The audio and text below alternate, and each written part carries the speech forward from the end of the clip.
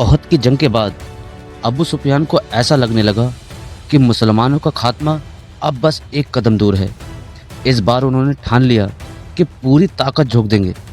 मक्का के काफिरों ने अपने सहयोगी के साथ मिलकर एक ऐसी फौज तैयार की जिसका मुकाबला कर पाना मदीना वालों के लिए नामुमकिन लग रहा था। मक्का वालों ने 10,000 का लश्कर तैयार किया। उस वक्त मदीना की सारी आबादी भी 10,000 के आसपास थी, जिसमें बच्चे, बूढ़े, औरतें सब शामिल थे। सोचिए, अगर हर आदमी तलवार उठा ले तब भी मुकाबला बराबरी का नहीं था। जब रसूलुल्लाह सल्लल्लाहु ताला अलैहि वसल्लम को इस खबर का पता चला तो उन्होंने तुरंत सहाबा को इकट्ठा किया। इस्लामी इतिहास की ये खासियत रही है कि हर मुश्किल घड़ी में कोई ऐसा शख्स आगे आता है जो हालात का रुख बदल देता है।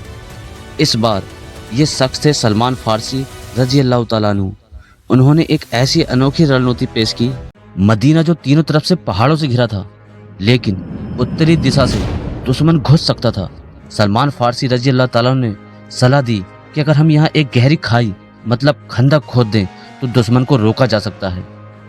अरब के लिए ये एक अनसुनी रणनीति थी, क्योंकि उस दौर में जंगें खुले मैदानों में लड़ी जाती थी, ना कि इस तरह की रुकावटों के साथ। रसूलुल्लाह सल्लल्लाहु अलैहि वसल्लम ने इस राय को पसंद किया और तुरंत खंदक खोदने का काम शुरू कर दिया।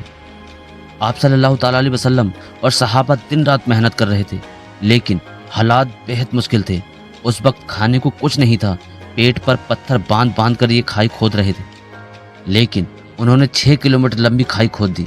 सोचिए, अगर इसे क्रिकेट स्टेडियम से तुलना करें तो करीब 36 स्टेडियम की जितनी लंबाई थी। इस दौरान एक बड़ा पत्थर रास्ते में आ गया, जिसे हटाना नामुमकिन लग रहा था। सहाबा रसूलुल्लाह सल्लल्लाहु अलैहि वसल्लम के पास पहुंचे। आपने खुद कुदाल उठाई और जैसे ही पत्थर पर मारा, एक चमक उठी। शाम सीरिया फतह होगा। आपने दूसरी बार फिर चमक उठी और ईरान फतह होगा। तीसरी बार मारा, पत्थर चकनाचूर हो गया, यमन फतह होगा। सहाबा हैरान थे, ये कैसे मुमकिन है?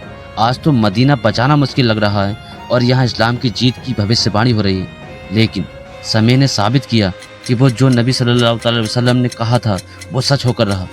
जब मक्का की सेना आई तो उन्हें खंदक देखकर झटका लगा। अरब में इस तरह की कोई लड़ाई पहले कभी नहीं हुई थी। उनके घोड़े और ऊंट उस खाई को पार नहीं कर सकते थे। मुसलमानों ने ऊंचे स्थानों से तीर बरसाना शुरू कर दिए। कई दिनों तक यही स्थिति बनी रही। अबू सुफियान को समझ आ गया कि ये लड़ाई आसान नहीं होगी। तभी उनके लश्कर में शामिल एक मशहूर योद्धा अम्र बिन अब्दबद खंदक पार कर मदीना में घुस गया। वह अकेले ही सैकड़ों से टकराने की ताकत रखता था। उसने ललकारा, है कोई जो मुझसे लड़े? कोई आगे नहीं बढ़ा, क्योंकि सभी को इसकी ताकत से वाकिफ थे।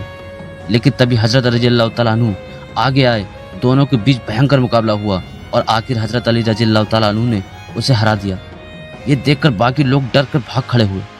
जब मैदान जंग में जीत मुश्किल लगने लगी तो अबू सुफियान ने एक और चाल चली। मदीना में रहने वाले यहूदी कबीले बनु कुरैजा से संपर्क किया। उन्हें उकसाया कि मुसलमानों के खिलाफ बगावत करें। अगर यहूदी अंदर से हमला कर देते तो मुसलमान 2 मोर्चों में फंस जाते, बाहर से काफिरों का लश्कर और अंदर से यहूदी। लेकिन अल्लाह की मदद वहाँ भी आई। नुआयाम बिन मसऊद रजी अल्लाह तआला अन्हु नाम के एक शख्स जो अभी तक मुसलमान होने की बात छुपाए हुए थे, रसूलुल्लाह सल्लल्लाहु अलैहि वसल्लम के पास आए। उन्होंने कहा, या रसूलुल्लाह, मैं गुप्त रूप से आपकी मदद कर सकता हूँ। रसूलुल्लाह सल्लल्लाहु अलैहि वसल्लम ने कहा, हम बड़ी मुश्किल में हैं, आप जो भी कर सकते हैं करें। नुआयाम रजी अल्लाह तआला अन्हु ने मक्का वालों और यहूदियों के बीच गलत फहमी फैला दी। यहूदियों से कहा कि मक्का वाले धोखेबाज हैं और मक्का वालों से कहा कि यहूदी उन पर भरोसा नहीं कर रहे। इससे उनके बीच गलत फहमी पैदा हो गई और उनका गठबंधन टूट गया। 40 दिन तक ये जंग बिना किसी खास नतीजे के चलती रही। अबू सुफियान की सेना थक चुकी थी। फिर अल्लाह ने एक ज़बरदस्त आंधी और तूफान भेजा, जिसने मक्का वालों के खेमे उखाड़ दिए। उनका सामान उड़ गया, आग बुझ गई और वे डरकर भाग खड़े हुए। जब मुसलमानों ने देखा कि दुश्मन पीछे हट रहा है तो उन्होंने तकरीबन बिना कोई बड़ी जंग लड़े ये जीत हासिल कर ली। इस जंग ने साबित कर दिया कि मुसलमान अब सिर्फ बचने के लिए नहीं लड़ रहे थे, बल्कि اسلام اب ایک مضبوط طاقت بن چکا تھا۔ اسلام کے دشمنوں کے لیے یہ صاف سندیش تھا، اب اسلام کو دبانا آسان نہیں۔ یہ وہ جنگ تھی جس نے اسلام کو مدینہ میں مضبوطی دی، اور اس کے بعد فتح کا سلسلہ شروع ہوا۔ سبسکرائب